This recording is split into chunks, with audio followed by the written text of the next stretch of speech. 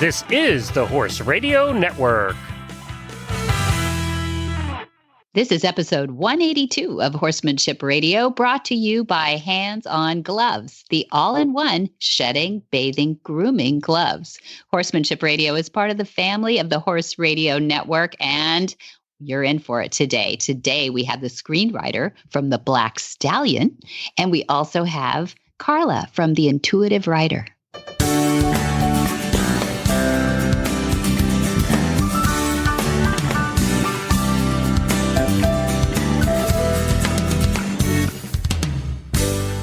This is Debbie Laux, and you're listening to the Horsemanship Radio. Thanks for joining us. Horsemanship Radio airs on the 1st and the 15th of the month. And I have my producer, Jen, with me today. Hi, Jen. Greetings, Debbie. How's it going?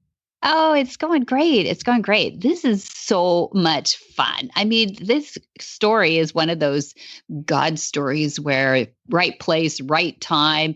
And Jeanne, she's a rock star. Jeanne Rosenberg we have on, who's not only a horse girl, but she's one of those horse girls who got to do what she loves. And so she could have horses, which is the theme that everybody's looking for, right? This is a fun one for me because our first guest helps us reach back to our childhood and the great memories, because probably 9.9 out of 10 people who love horses have read The Black Stallion at least a dozen times. Yeah. And it's going to help rekindle that joy that those books gave us and now the movie. And then we move on to our second guest is going to help us reconnect with the joy that our horses give us now as adults, because Carla at the Intuitive Rider really speaks to so many things that go on for adult riders that tend to be something that bothers adult riders more. So I'm really excited to hear about it. Yeah, well said, Jen. Well said. Yes, we're all going after that holy grail of joy with our too, and both these ladies bring it around. Bring it around. That's right. And speaking of joy, let's hear from our title sponsor, Hands On Gloves, who will bring you great joy when you're grooming your pets. Hi, I'm Monty Roberts, and am I excited to bring you the news of a revolutionary, new, all-in-one shedding, bathing, grooming tool, Hands On Gloves. They are fantastic. And you believe me, I've tried them all. Hands On outperforms traditional curry combs, shedding blades, metal bristles, and all those things. Most animals will gravitate to you for more grooming and petting time. If you wear them, your animals will love you more for it. While using the hands-on gloves, you can easily handle water hoses, shampoo bottles, lead ropes, leashes, and anything you want with them on your hands. They are easy to clean, and they massage muscles and stimulate circulation while helping to distribute natural oils for a healthy skin and coat. Hands On is changing the way we bathe, de-shed, and groom our animals forever. Hands On Gloves. They are fantastic. Jeanne Rosenberg was rereading her favorite childhood novel from a script analysis class at USC when she realized and rekindled her passion for the work of Walter Farley. This inadvertently led to her first Hollywood dream job, screenwriter on The Black Stallion. With this amazing experience, broadening her interest from documentary to narrative filmmaking, Jeanne honed her skills by working as a script supervisor on numerous feature films while completing her first original screenplay, The Journey of Natty Gann. She's been writing, producing, and directing ever since, and has taught graduate screenwriting at USC and online at National University, and is currently working on several projects, including a first novel based on one of her screenplays. Well, welcome. I've got Jeanne Rosenberg and Monty Roberts on the phone. I'm so excited, both of you. And I know you are just bursting at the seams to talk about all the things that you guys have synergy regarding horses, regarding movies, regarding actors. And I heard in the pre-game here chat a little bit about a name, Mickey Rooney. Do you have that in common with him, Jeanne? Do you know we it? Sure do. I was going to say to her that I got a call from my father to knock on my door, wake me up from bed to say, we're going to Mendocino County tomorrow. And I was 8 years old. It was 1943. And he said, "You're going to take Oriole with you." That was a horse that I jumped quite a bit. "And you're going to do some cross-country jumping." And I said, "Oh, yeah, okay. He was renting me out at that time for child stunts. And I just figured it was another one of those, which it was, really. But on the other hand, he went on to say they brought some girl from England, and the mother kept saying she can ride anything, everything's fine. She's absolutely at home in the saddle. And they put her on, and she fell off forthwith, immediately. And she broke an ankle, and she hurt her back, and she complained about it till the day she died. But anyway, it was National Velvet, and they took me to Mendocino County, and I jumped over a bunch of cross-country fences, and then they said, "You're going to go down and run in the breakers at the sea up in Northern California." And all of that came out in the movie, and the kids that I met on the road, I didn't go to school, but the kids I met on the road told me they saw me in the movie. They heard about it. I was the one that was on the horse, and it wasn't the little girl. So the little girl would have been Elizabeth Taylor? It was. She was in the hospital. I never met her at that time. I met her later. But I met her and spent a day with her at the racetrack, actually, at Santa Anita. And I spent an afternoon with Mickey Rooney at Hollywood Park Racetrack. So we went over all those things, but that was a black day for her. She was in the hospital for 2 to 3 weeks, and then she did more of the scenes. And of course, they went off to England and did a lot of that National Velvet movie over there. I didn't go to England. I just did the Northern California stuff. And that was. What fun? I mean, perhaps it was not fun for you as an 8-year-old being dragged here and there and here and there. Did you enjoy the experience? Oh, I did indeed. I enjoyed every experience that I had with my horses. There were often frustrating things that they asked me to do. That was the day of the Run-and-W. And at about the age of 10, they taught me how to ride through the Run-and-W, which is where the front legs of the horse are pulled up and he falls at a dead run. That's when they have the rope stretched across to make the horse fall. Well, it wasn't stretched across. I worked with a little cable that went from the shoulder to the ankle, up to the chest, back down to the other ankle, and up to the chest, and then you run to the end of the cable, and it just pulls his front feet out from under him. And down he goes. Yeah, and of course you don't enjoy those kind of things, but my word, how they've improved that. And Joel McRae and Richard Farnsworth really worked hard with me, helped me to get those things banned so that animals were treated better later on in the films. Yeah. And of course, then they went to Mexico a lot, but now it's pretty much international that you can't do those kind of things. So it's way better. But I enjoyed being with my horses. My father was a very violent man. I didn't enjoy any time with him at all. but I loved Farnsworth. He was just like an uncle to me. And McRae ultimately sent both of his sons to me to learn to ride. So yeah, it was really bringing the past into the future for me throughout the horse industry. I really enjoyed it. I had worked on several movies as a script supervisor where you kind of sit next to the director and the camera person and kind of take notes. And there were several animal pictures, and many of them were very horrifying for me, with trainers kind of yelling at the animals and not getting a performance and frustrations mounting all around. And then on the Black Stallion and on the Journey of Natty Gann, the experiences were so incredibly different. I saw this compassionate interchange between the trainers and the horses in the one case and the wolf dog in the other. my eyes just got wildly opened. And it was such a much more pleasant experience for everyone, not only the animals, but for the entire crew. Quite a wonder to behold. That's great, Jeannie. Yeah. What do you think changed so much? Was it Carol? Was it your director, that the Maverick? No, in this case, it was the particular trainers. Corky Randall was the horse trainer on Black Stallion, and they did a lot of liberty work and a lot of training and a lot of just communication. I don't know if it was a timing thing. Corky came from, his father trained, I think, the Ben-Hur horses. So did his father have a different style? I don't know. But the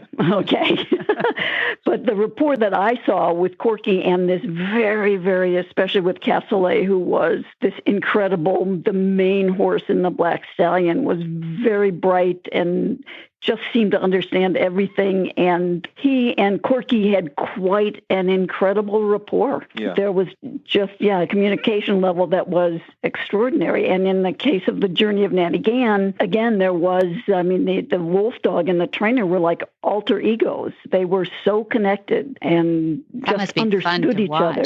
Yeah, you grew up with horses, as I recall, right? I did. Mm-hmm. I'm one of those horse kids, yes. Yeah, and was this in the LA area?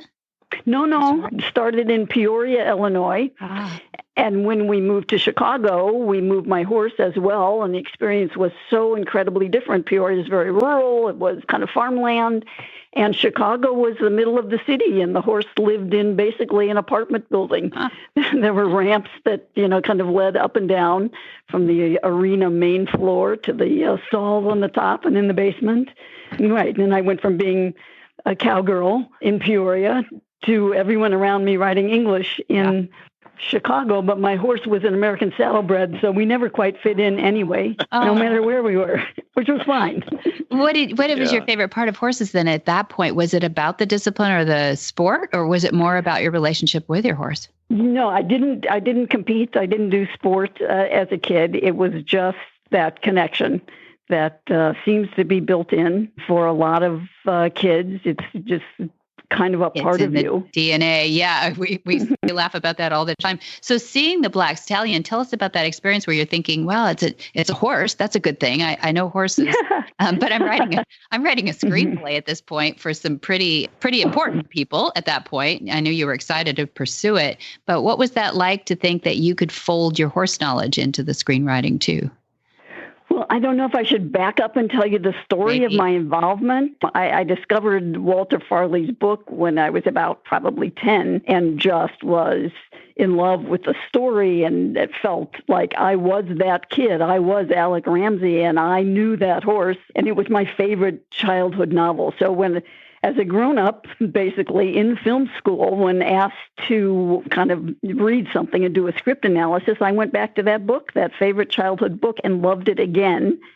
Wrote the script analysis at a time when I knew I was never going to be a writer. I was going to make documentary films. At any rate, I learned a few years later when I'm out of film school and had done a documentary about the first BLM Wild Horse Roundup. Oh, interesting.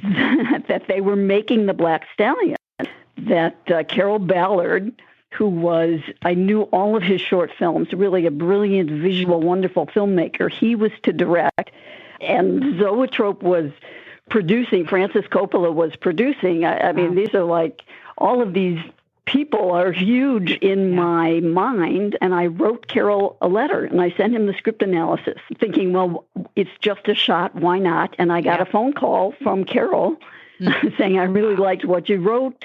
We should get together. I'm ecstatic. Don't hear from him. Call up the production office, and they say, oh, they're in pre-production in Canada. And I call him, and he says, oh, I'm sorry. It's just got crazy, blah, blah, blah. And I said, I'm sort of coming that way. Do you mind if I drop in?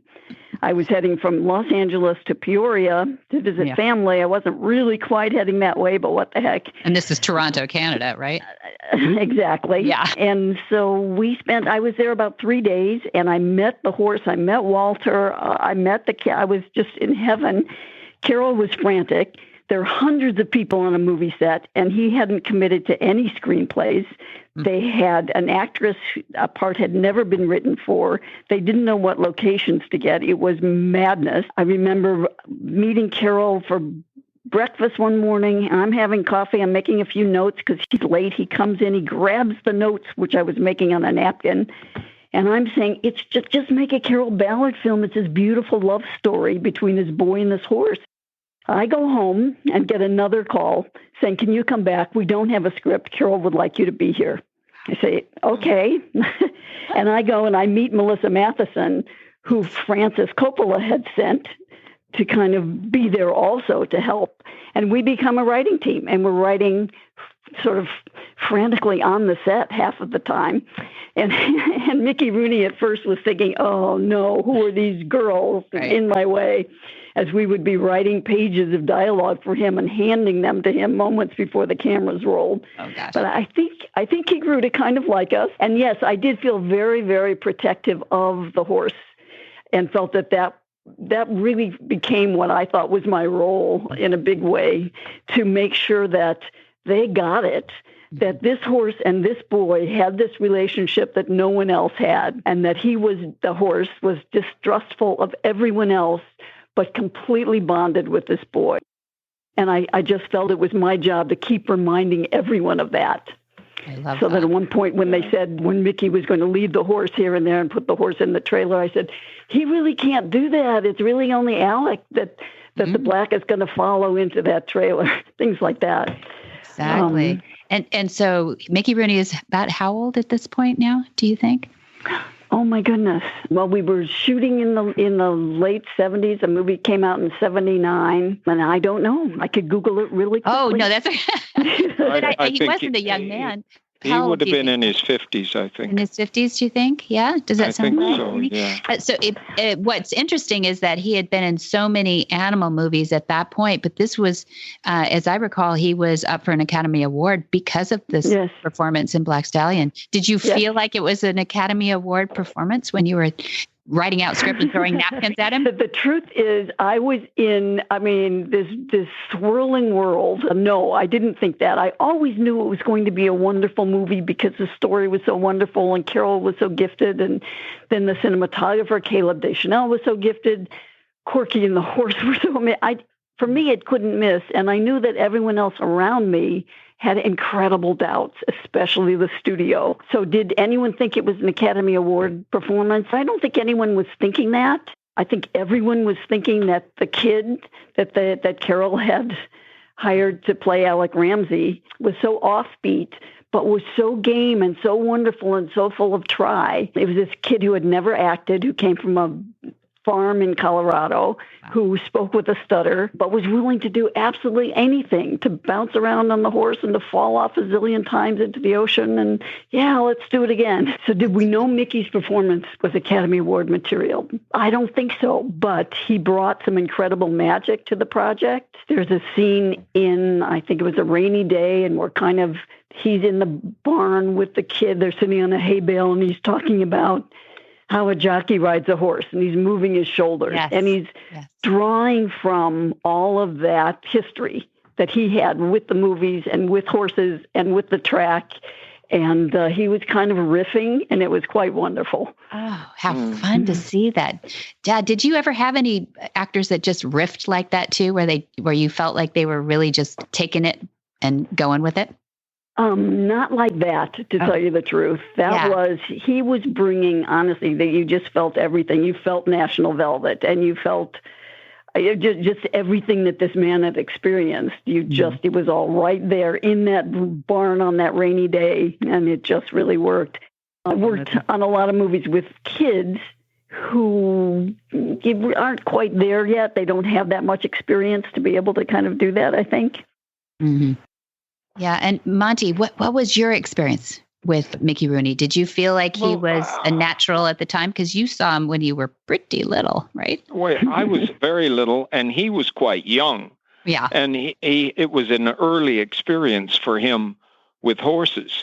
So I didn't see a connection with him with horses so much. I was awed by the filmmakers and what they did to get their scene and that kind of thing, even at 8 years of age.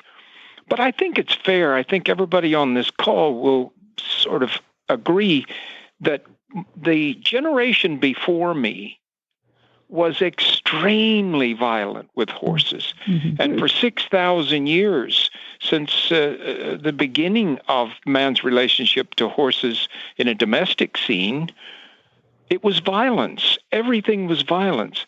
And then my father was so violent to me, 72 broken bones before I was 12 years of age. Ooh. And I saw a value in nonviolent training. And I saw people around me beginning to think that way. And you talk about Corky and his father. Boy, there was a switch, too. The father was really strong with horses and very difficult to deal with as far as a horse was concerned. And Corky really understood coming together with a horse and loving them. And isn't it amazing? After my first book, polo just changed overnight, and Adolfo Cambiaso sent all of his players and trainers here to learn my methods, and they've changed polo overnight. Yeah. And the Western Division, I just sent 3 students of mine to the national finals in the Rein Cow Horse Division in Fort Worth, Texas, last November. And all 3 made the finals and took home over $250,000 US. Yeah. Oh, how all exciting. 3. Wonderful, wonderful. And their horses were trained by my methods without violence, no violence whatsoever. And now you're getting extra points when the horse looks like he's enjoying his work and will stand there and relax and not be fidgeting around. You get extra points. Right, right. Well, isn't it amazing how, since my first book, the world of horsemanship has changed unbelievably? Yes. And yet, we human beings seem to be treating each other more violently than we ever have. And we're going the other way with human-to-human relationships and seeing the value in the animals. It suits me fine, but I want to stay out of the way of these guys that'll kill 10 people in a grocery store. You know, and these are strange and horrible days. Yeah, I have talked with people who've worked with you or been to your clinics, and also Ray Hunt and Buck Brannaman, and the things that they often say is that they have changed their behavior not only with their horses, but with their spouses and their kids and their relatives, their friends, that they have, kind of found a new way to be in the world, which is hopeful. Changes. And this is where the synergy is between you two that I love, is that Jeannie, for those who will look at the website, her photo there, she is a reiner, and you're still active riding, and right, and now showing. Still out there. And where do you ride, Jeannie? I know you're in Topanga Canyon area, Equestrian Center. Where do you go? We have, until COVID, shown a lot there, and some in Orange County. We used to go to Santa Barbara. I don't travel I've been to Oklahoma to some of the big shows, but I like to stick close to home. I actually like to sleep in my own bed when I can. And it's been easy to do that for me to be able to compete because the Equestrian Center is very close, basically, to my house. You saw Dad he gave a demonstration at the Equestrian Center some years ago. Yeah. I did. What was that like? It was kind of early on in the entire sort of natural horsemanship birth movement. And it was just awesome. I could not, and the people I was with could not believe how this could possibly happen.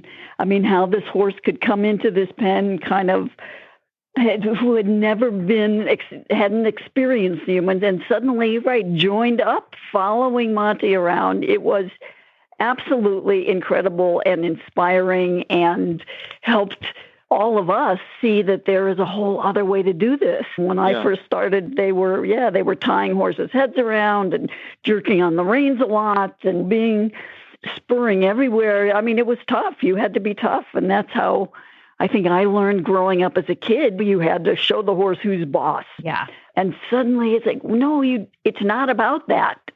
Yeah. It's not about being bossy. Look at this other way. Look what Monty can do. So it really changed a lot. And yes, so now it's, as a reiner, you walk into that pen with your reins draped. You don't even basically kind of pull on the reins ever. It's all about communication, and it's all about understanding each other. It's so gratifying to hear. And I was working with a horse one day, and it came to me that a good trainer can make a horse do almost anything he wants him to. But the great trainer can cause the horse to want to do it. And that's the difference. I mean, you just put it all in one or two easy sentences, because it's partnering up with the horse and really moving forward in unison with one another, rather than who's boss and who's servant. You're both so eloquent, both writers. I've got two writers on the phone. This is wonderful. As I understand it, there may be some synergy in the future with some screenwriting too. And I don't want to let the cat out of the bag, but I guess you guys are working on a project possibly together. Yes, I'm not sure if we're supposed to be talking about it or not, but the title is just so great that it's the Cowboy and the Queen.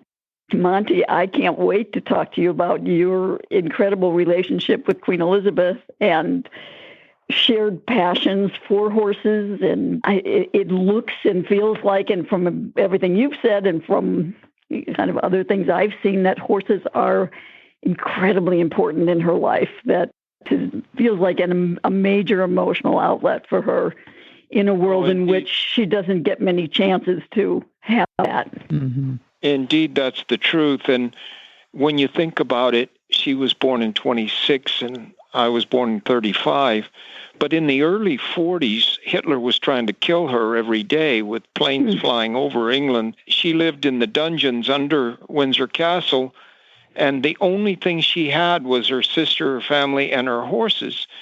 And the horses meant so much to her. I didn't know that in 1989 when I went. I mean, I knew something about it, but in 1989, she sent a man to California to watch me work. And then he told her, you got to see this thing.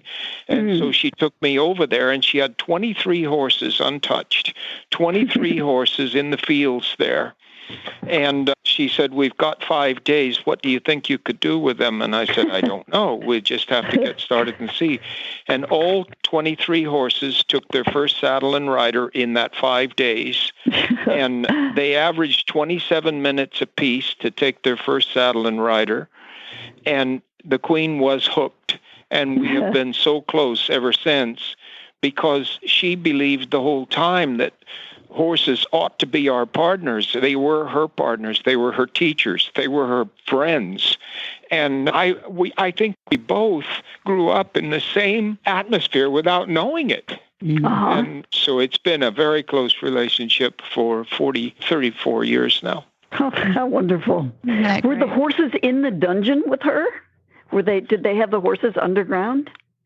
Yes, it's under stone, and it's still there where she was. And that's where I did the 23 horses. But there, where she lived was literally in the dungeons under the castle itself. And then you come out of the side of the hill, and they have these stone buildings that are built into the hill. That's where the horses lived. And then she could ride through the Windsor Gardens there, which are very large, and she did most of her riding after dark. Oh, boy. Because they had to clear the skies. They had to know. We had radar starting then, and she's told me several times that they had to know that the skies were clear of German planes, and then she would spend her time with her horses. And the more I've gotten to know her, the more I realized how important the horses were to her at that point in time. And her ability to see that these horses that they owned, and her mother owned the first horse that I did for the royal family, they were able to see that these horses loved me, that they did what they did because they wanted to. And she was hooked more than anybody else in the whole thing, except for one guy called Terry Pendry, whom she sent on the road with me, and he was in the household cavalry. And he's ridden with her every ride she's made since that time.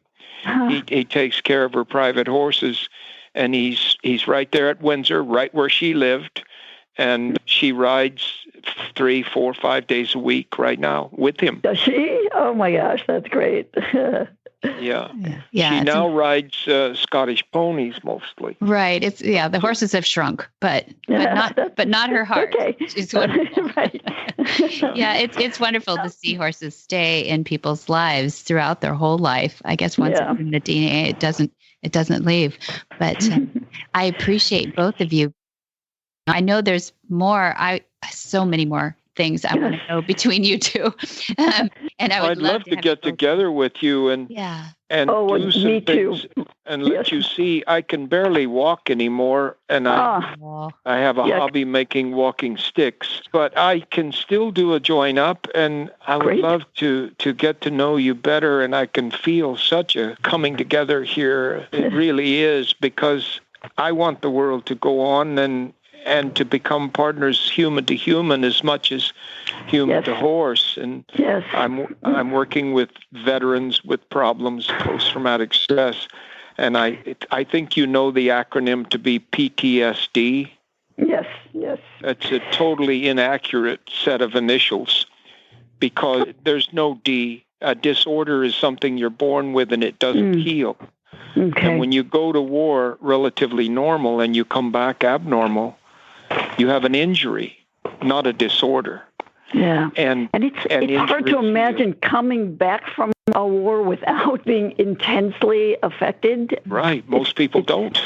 Right. And I think some of the work that's being done with veterans and with kids with disabilities, it's just been amazing. It's pointing in kind of such good directions, right? If we can, if there's a way to kind of generalize it and to help people kind of come together, which is what you're doing. Yeah. Well, it's a big part of my life now, and Debbie's too. We enjoy it, Jeannie.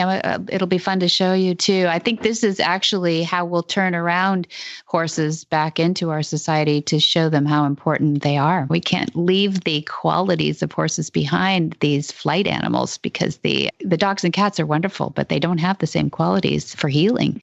Let's don't forget the big part of my family, which is a family of wild deer. It's part of my story. The flight animals have so much to offer us in the way of knowledge about staying alive and dealing with trauma.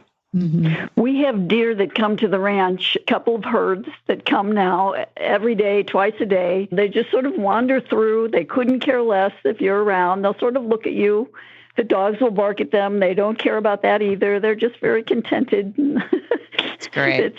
It's lovely. I'm also so curious. This is probably a conversation for much later, but I am so curious about whether or not your father ever got it, whether he finally understood in some way what you were doing, or if you remained sort of staunchly, I don't know, kind of a disbeliever.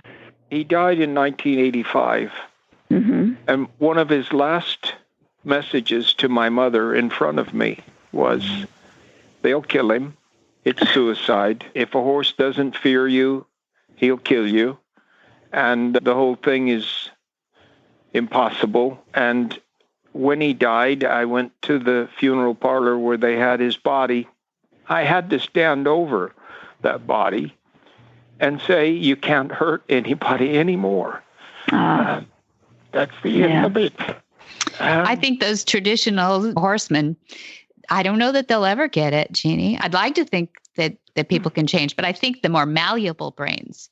The next generation will, Debbie. The next I think generation. so. I think so. Yeah, the next generation. I'm wondering also if your brother had a similar experience, or if he managed to view your father in a different light somehow. He was born a blue baby. And a blue baby has a valve that doesn't open or doesn't close or something. And then when it switches, you're just a normal child. He lived through it. They switched it. and he was a normal child. But my father always viewed him as somebody to leave alone. He's got a problem, and we leave him alone. And he never beat on him like he did me. He would beat me with chains, with polo mallets, with hammers, with shovel handles, anything that he could get his hands on. And I wasn't a bad child. I was trying to do my work, and if I made a mistake, I got broken bones for it. And the doctors knew what was going on, and they eventually taught my grandmother how to make a cast. And she did all the work, and my mother took me to her when I was beaten, because he would hold his pistol to Ginger's head, and he would say to me, one word from you about my discipline of you, and I pull this trigger. You want me to pull this trigger? Ginger dies. And of course, no child with his first horse is ever going to want anybody to shoot it. No. And so I never mentioned a word. And you'll be one who really understands. It was against the law for them to have me doing these stunts. Yeah, of course. You got that? Yeah, that's a phone. That's okay. My daughter's calling. Well, I've got to wrap up for my producer here, too. Okay. Sorry. But it was against the law. It was against the law for them to have me. And I was banned from telling anybody about the stunt work that I did. Yeah, it was a wild, wild west, Jeannie. It was the wild, wild west. Yeah. Cowboy movies and cowboys. But anyway, sorry to end on a quiet note here. It was really exciting to have you both on the phone together and to get this done. A horse lover and rider all her life, Carla Bauchmueller studied firsthand in renowned programs such as Sally Swift-centered riding and the classical German training system. Carla is accredited by the German National Federation for Horse Riding and has achieved the highest level, trainer level A. She's worked in different styles of riding, Western, classical Spanish, and French dressage riding too, working with a variety of horses and riders. What sets her apart is her level of expertise in meditation, personal development, and mindfulness training. She is a certified meditation and yoga practitioner, leading and facilitating worldwide. She helps riders from all over the world to be more balanced, safer, and more connected in the saddle, working on the emotional and mental side of being a horse person. Well, welcome, Carla. I'm so excited to meet you here, but we get to meet you in person coming up, I think, pretty soon here in June. We'll be in Sacramento. Is that right? Yes, we'll be in Sacramento, and thanks for having me here today, Debbie. Oh, I thought it would be a great idea just to get to know you a little bit and have listeners get to know you, because I know that you'll be meeting Monty in Sacramento. None of us, at least from our camp, have been to an expo or a conference or anything for so long. I feel like we're chomping at the bit to get back outside again. Are you been traveling, or have you been kind of in lockdown too? I've been pretty much in lockdown too, but I've done lots of virtual things, which is not the same, but it's still fun to do and just a way to connect to people and also connect worldwide, right? That's the big advantage of this. Yes. Well, you've got quite the credentials, and we read a little bit about that from your bio, but I wanted people to get to know you a little bit better too, because you do live in two worlds that I think not only are seamless in practical matters like yoga and meditation and horses, but they're also a great asset for every rider. And that's why I wanted to have you on. We've talked about Pilates for riders and getting our bodies in shape. And Dad talks a lot about diaphragmatic breathing, down singer's breathing. Any coach, I think, worth their salt talks a lot about breathing. And you do as well, but you come at it from a different descriptive. And I think everybody should hear it 4 different ways so you really get it. And I thought you described it really well. But I'll let people go to Western States Expo and see you in Sacramento, or call you up and get some lessons from you. But one thing I wanted to go over is the big fat word anxiety and confidence in riding. And you hit that topic so well. I'd like to think that women who have had life experiences, whether it's raising children or been through education, all those things that build confidence, would be a pretty confident character. But it seems like when we get to horses, we lose some of that mojo. Why? What happens? What do we need to do to stop us being so anxious when we're on top of a horse? Yeah, absolutely. And I'm right with you there. My clientele is usually women over 40. So it's really like accomplished people, right? People who can really do things in their life and have done things and have really faced challenges in their life. And when it comes to horses, I think what's different is that it's a very immediate kind of danger, right? It's the sense of I can really physically hurt myself really easily. I can come off my horse, I can break bones, a horse can even just step on my foot and it hurts, right? Yeah. It just really hurts, very immediate. And so it's very almost instinctive kind of fear that we are facing when we are around horses. And especially when we've had bad experiences, and lots of people actually unfortunately do, right? They've come off a horse and hurt themselves and then going back on and starting to trust themselves and starting to trust the horse again. It's a big thing, right? It's something where you really have to overcome so much and get that confidence back. And there are techniques, right? It's like breathing techniques, centering techniques, but it's also almost a life coaching process where you have to also look at what is it really that you're afraid of and how can you deal with that and what are things that are just happening in your head. Because oftentimes we make that danger even bigger in our heads where we go like, I'm really concerned, I'm really worried, and then it builds up and becomes bigger and bigger. Yes. I mean, we don't want to get hurt, but sometimes it's frustrating if we think back, like when I was 10, I didn't worry about anything. I just threw myself up on there and we charged through the fields. What made us more mortal? Was it just accidents, or is it something, do we overthink things? And how can we bring that back? How can we bring that 10-year-old child back to us? Yes, it would be beautiful, right? If we could just click our fingers and have that back. Yeah, I agree. I think, like from my experience, there is really something that happens energetically, and that might sound a little woo-woo, but I really feel that, especially through menopause, there's something in the energy of the woman really changes, and we're a little bit disconnected from the groundedness, the centeredness, and also sometimes from the confidence that really comes with that. And so what I really do and work with is a grounding exercise, really feeling yourself, feeling your body, feeling even the way you're walking, feeling the way you're breathing, and really getting yourself back into the body. And I think it's a different kind of confidence that we had as a kid, right? It's as a kid, we're just not thinking about things and we just go for it. So, and you have to, as a grown-up, you have to build it back up. And it's different than for a kid, but there are definitely ways of feeling yourself again and feeling the joy. Like sometimes I've got women that are so afraid to ride their horses, and then I ask them, like, why do you do it at all if you're really so afraid? And then just say, I love it so much. I just want it so much. I love it so much. I just want to do this so much.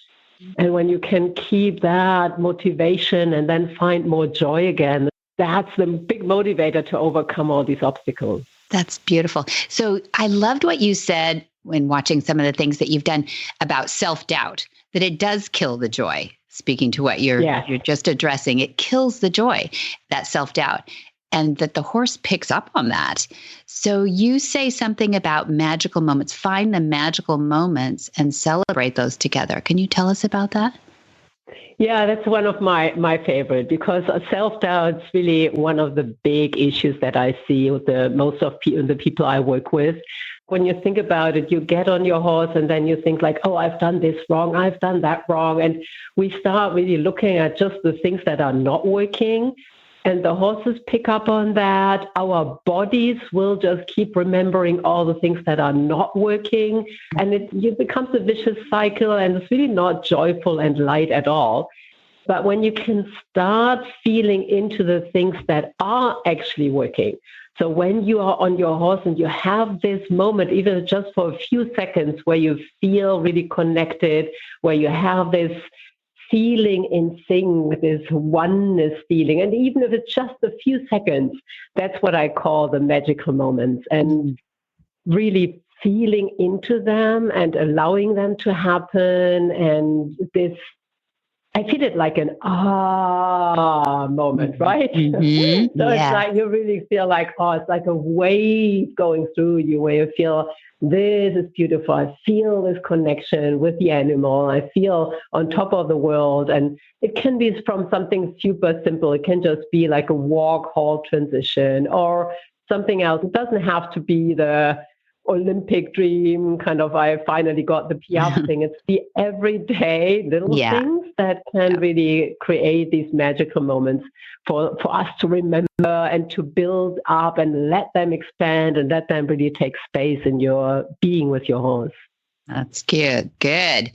When you talk about that disconnect from your horse, I thought it was really interesting how you connected shallow breathing to disconnecting from your horse. You use the startle effect and how we arch our body or kind of fetal position our body, but that disconnect happens when you might be startled. But how do you feel your way back into a connection with the horse then?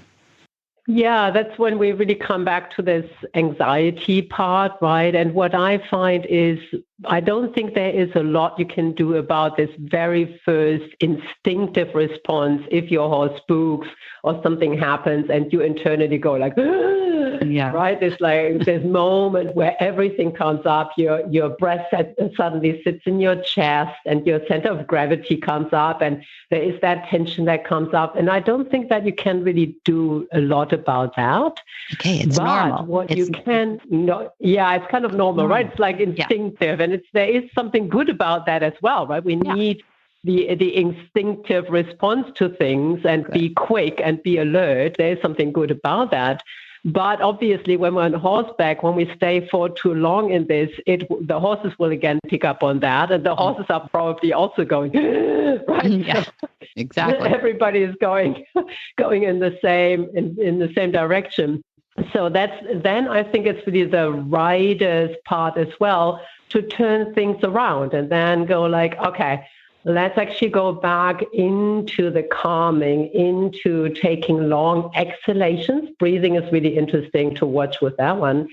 So like really long exhalations, getting your center of gravity back down. I sometimes tell people to feel like as if they were exhaling into their horses. To make the horses breathe again as well, because usually the horses also hold their breath. That's good. And so you have the breathing, the letting go, the bringing the center of gravity back down, bringing your connection with your seat back into the saddle, right? If we've like clenched our buttocks muscles, we are not physically connected to the saddle anymore. So you want to get that relaxation, that connection going on.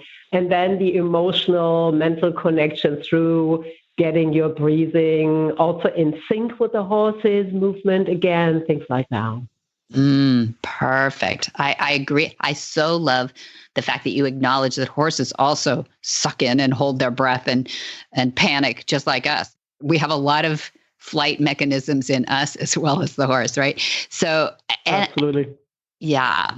I like how you do a lot of core breathing too. Diaphragmatic breathing is what Monty teaches, and how you talk about engaging your core, centering yourself. I know you've been through the Sally Swift centered riding training, so it all makes great sense and you're highly trained.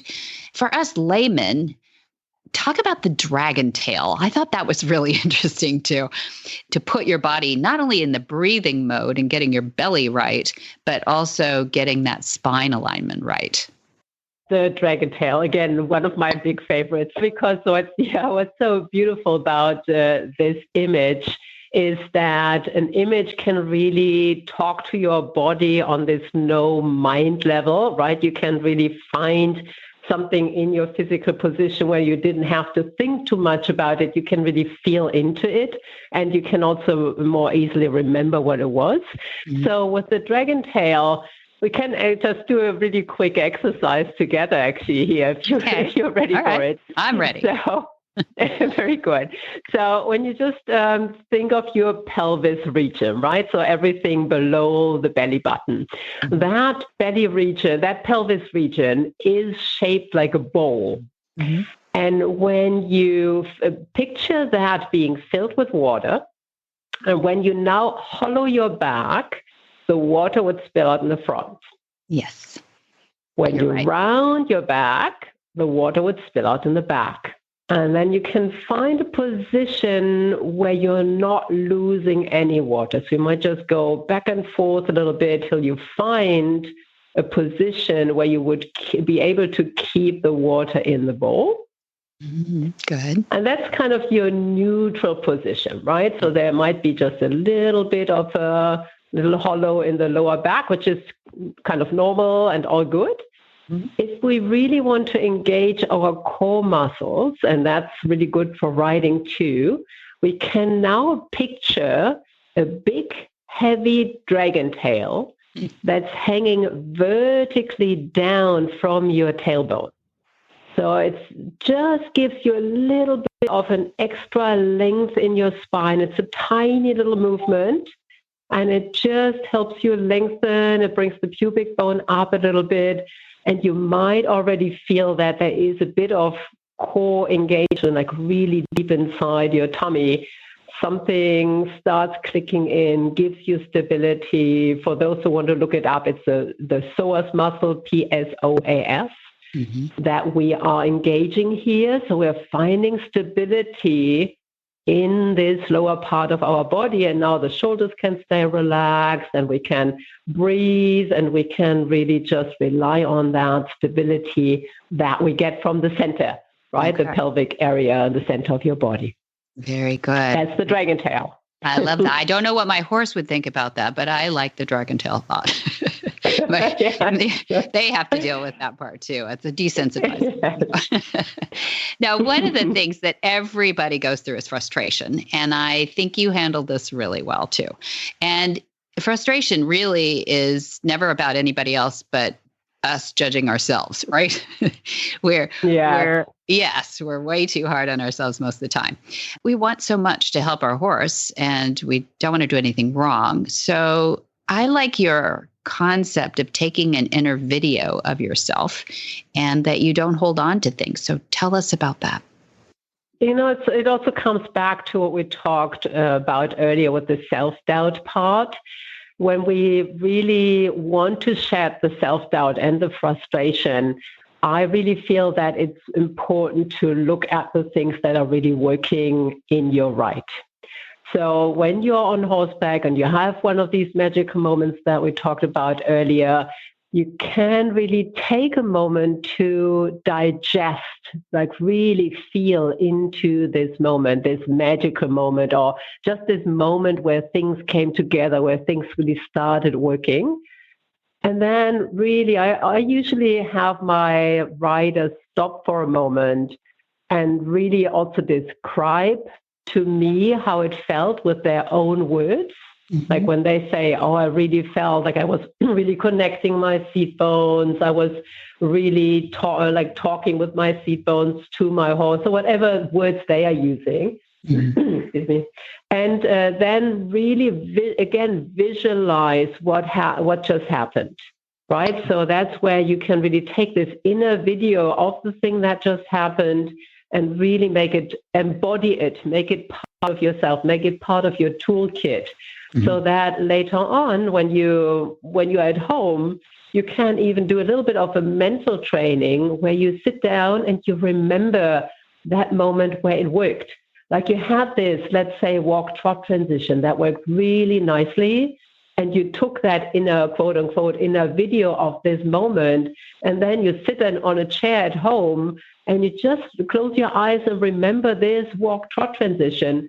And next time you get back on your horse, you look for the same thing and let it come back, let it come really from deep inside yourself, because you've already taken that inner video of the feeling. So you've got a way to keep that feeling a little bit longer. And when things are not working, like when we talk about the frustration, yes, let go of it, start looking for the next magical moment. Yes, you still want to look at the mistakes you're making, but don't get too hung up on them. Yeah.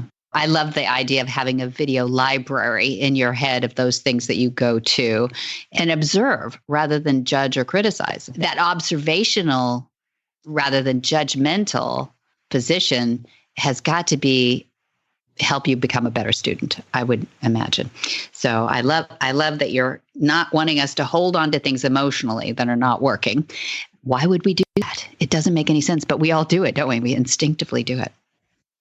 Yeah, absolutely. And I think it's also a way you look at life, right? Because oftentimes lots of my clients are rather perfectionists, right? Yeah. So, and I think lots of female writers actually are to some degree, right? And it's not that they are like super ambitious to whatever plays well at a show or something, but it's this, they want to be the best person for their horse. And I really appreciate that, right? I really think that's a great ambition to have, right? It's beautiful to have.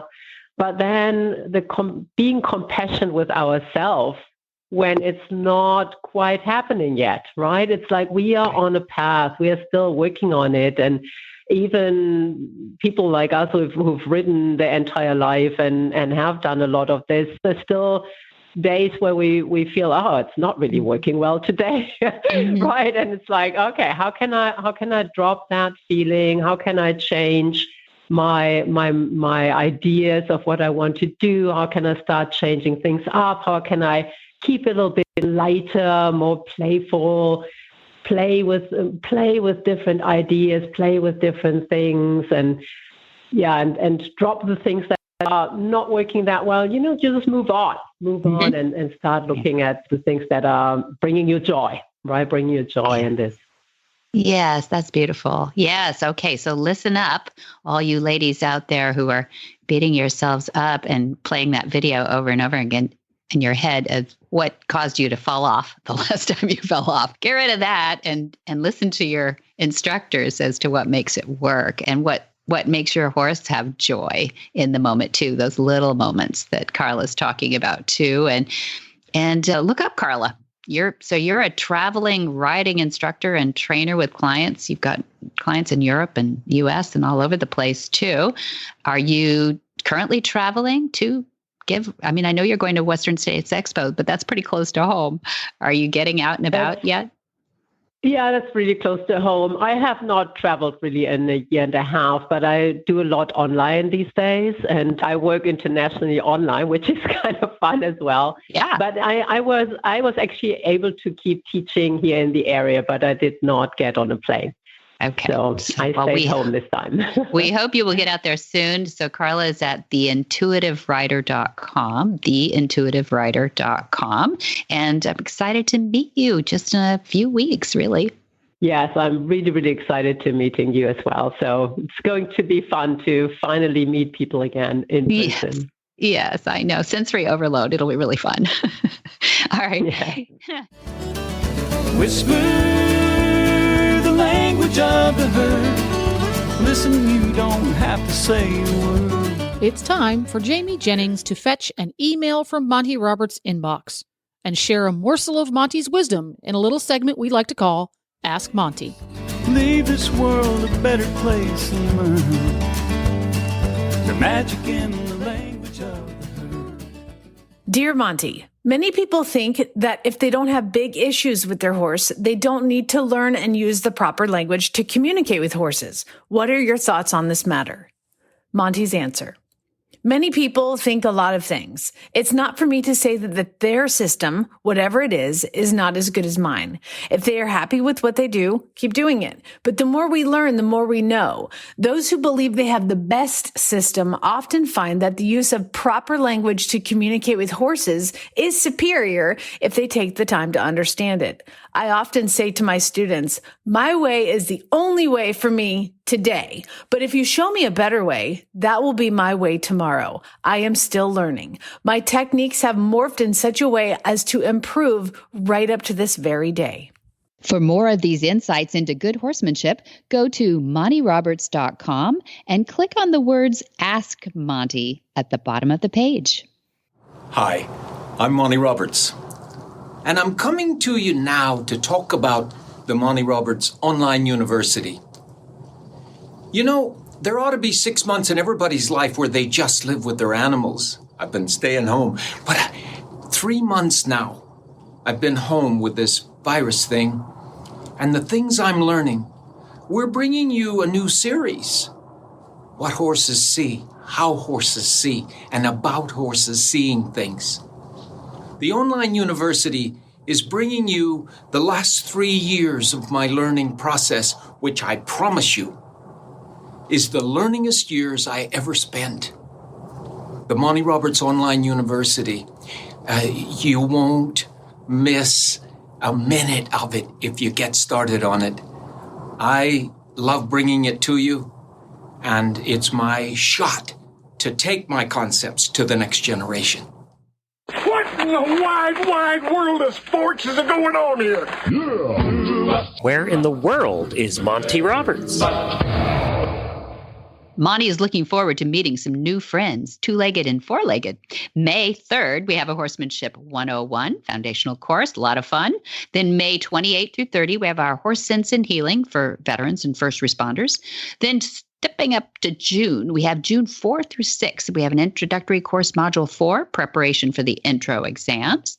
Then June 7 through 11, we have a 5-day Gentling Wild Horses course. Ooh, we have some good horses prepped for that. And then June 11 through 13, Monty is going to skip and a hop up to Sacramento, where the Western States Horse Expo is going on in Murrieta, California. That's near Sacramento. And then the 18th through 20th of June, we have The Movement, our event about the qualities of horses. Very limited VIP experience this year. It's going to be a lot of fun. And then we have June 21 through 25 is a Monty special training. Then skipping to July, and on the 4th of July, 2nd through the 4th of July, we have our Horse Sense and Healing for veterans. Perfect.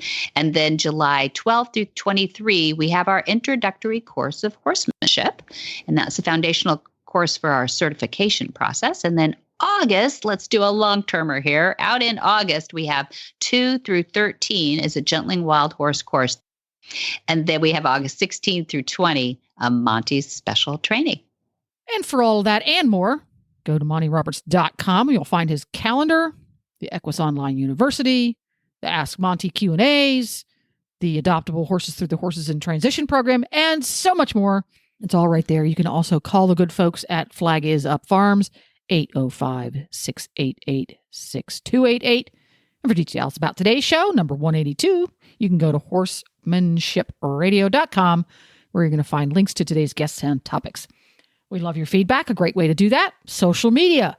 Join Monty on Facebook. Just search Monty Roberts.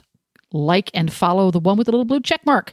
Or you can follow him on Twitter or Instagram. His handle in both places is Monty_Roberts. Go get the Horse Radio Network app for your iPhone or your Android. It's free. Go to your app store and download it today. And you can also listen to the Horsemanship Radio podcast on your favorite podcast player or iTunes. Many thanks to our sponsors who make all that possible, please. That is hands-on gloves. You've got to try those. If you haven't tried those, they're the best in grooming gloves on the market. And also Monty Roberts University. That is our reason for being and teaching, and it's our legacy piece. And then also Purina, who is with us this month, and also our cross-promoting courses and other shows on the Horse Radio Network at www.horseradionetwork.com. A lot of stuff for you to learn from. Until next time, have many happy horse hours.